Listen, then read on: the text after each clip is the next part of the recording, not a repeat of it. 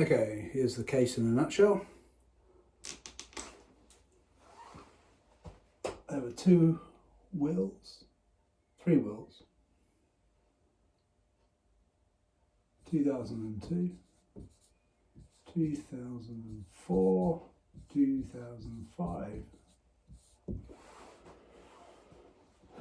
They admitted the 2005 will was invalid.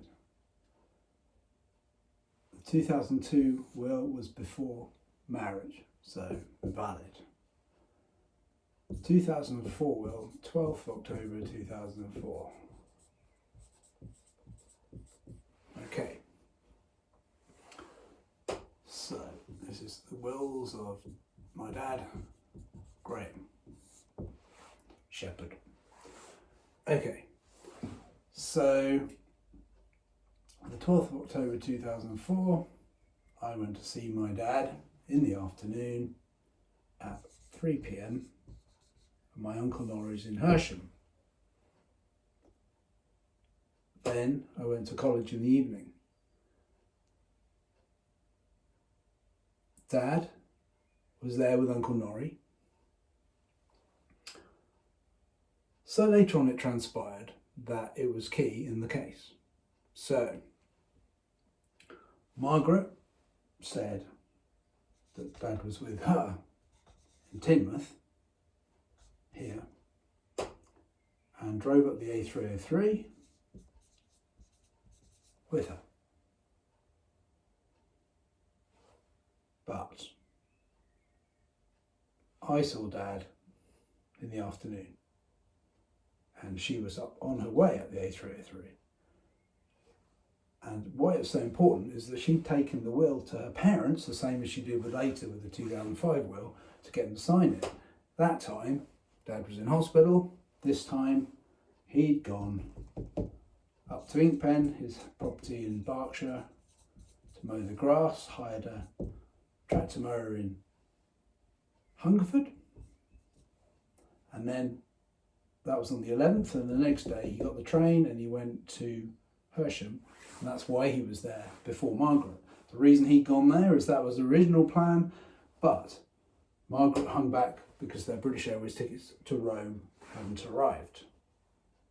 So 12th of October 2004, Graham Sheppard was not with Margaret. 12th of October 2004, he was actually with Uncle Norrie in Hersham. And when I went to see him, he said they'd been to the Harry Edwards Sanctuary in Shear, but nobody could apparently tell me anything about that. The lady, Dawn Redwood, that he was getting healing from is acted very strangely and got quite aggressive as well. So I think she's a friend of Margaret and she's not going to say anything. Anyway, the whole thing came to court and there were some tractor mower records here and they changed the date from, I think it was on the 11th of October. It should have been 11/10. They changed it to the 10/11 for Margaret, very nice. The owner of the shop, very aggressive again. He was not very talkative, and he tried to show me that it was, this was okay. But I mean, it wasn't the case. It was a fake thing.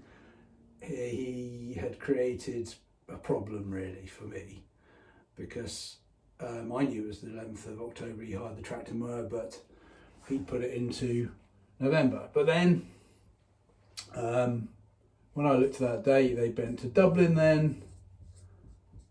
Margaret and my father on Flybe from Exeter on the Monday, the 10th. So there's no way they could have been doing tractor mower. So they said it was that weekend. But then if you look at the tractor mower records and the actual accounts code, there's the only way that it can actually only be on that particular date. So it has to be the 10th or 11th. Now that's not possible. It was the 11th or 10th. It's actually on that date that he hired it. And then he went up to Norrie's and met, and Margaret was on the web. Now I'm not really bothered. I wasn't really bothered about all this. In fact, I would have quite happily let them put the 2005 will through. I'd spoken to Dad about it just before he died. and everything was fine as far as I was concerned.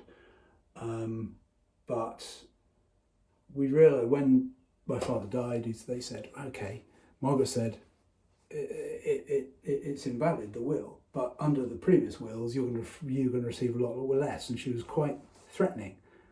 So that wasn't very nice. Quite a bit of time passed, and then I happened to be at Peter Express at Worcester Park with Nicola and my ex-wife and the boys, my 3 sons, and I said, well, what happened 12th October 2004? And Nicola said, well, that was around my birthday. Her birthday's the 18th October.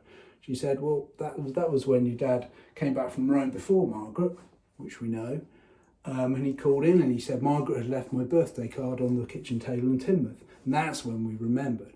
That's when we realised that, and that's when I later realised that that actual meeting, when I saw him, was the 12th of October, was the actual day, and I figured out, okay, that was what happened. She brought the will up the A303, and then we remembered him saying, relaying the whole story. But obviously it was so long before, it took us a while to remember it all and put everything back in order. But anyway, she lied, she created a fake diary, and even in the fake diary, she said, oh, Graham was with me driving at the A303, and she nodded off for half an hour while he drove. Well, he didn't drive because I've got medical records saying he had double vision. We remember him having double vision, and she was saying at the time there's no way she'd let him drive. So the whole thing was bullshit, and it went to court in 2008, November. I think he eventually got to court, and the judge found against me. I was a bit confused. They hadn't considered the Moa records, and I thought it was a bit weird. He said it was mea culpa, as if I sort of made it all up or something. But it was rubbish. That night I looked him up, and he was a friend of Margaret's uncle, Sir Gerald Barling, who happened to be helping her do her family tree. So it's all corruption, and one day it'll all come out. She'll actually admit it. But for me, it's all obvious and all proved now anyway. So thanks a lot. Bye.